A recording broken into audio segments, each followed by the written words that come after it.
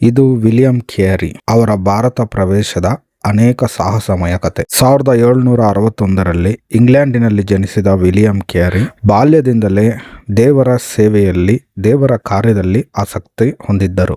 ಭಾರತದ ಬಗ್ಗೆ ಕೇಳಿದ ನಂತರ ಅವರು ತಮ್ಮ ಜೀವನವನ್ನು ಭಾರತೀಯರ ಸೇವೆಗೆ ಮೀಸಲಿಟ್ಟರು. ಕಡಲ ಹಾದಿಯು ತುಂಬಾ ಕಠಿಣವಾಗಿತ್ತು, ಆದರೆ ಅವರ ನಂಬಿಕೆ ಅಚ್ಚಳಿಯಲ್ಲಿತ್ತು. 1793ರಲ್ಲಿ ವಿಲಿಯಂ ಕ್ಯಾರಿ ಭಾರತಕ್ಕೆ ಬಂದರು.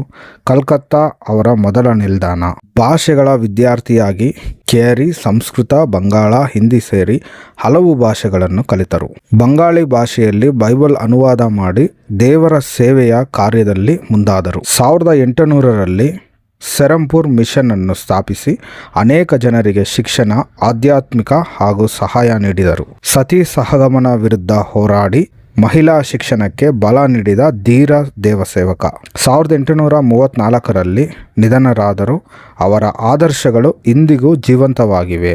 ವಿಲಿಯಂ ಕ್ಯಾರಿ ಆಧ್ಯಾತ್ಮಿಕ ಬದ್ಧತೆ ರೂಪಕ, ಭಾರತದಲ್ಲಿ ಕ್ರೈಸ್ತತೆಯನ್ನು ಬೆಳವಣಿಗೆಗೆ ಬೀಜ ಬಿತ್ತಿದ ಸಾಧಕ.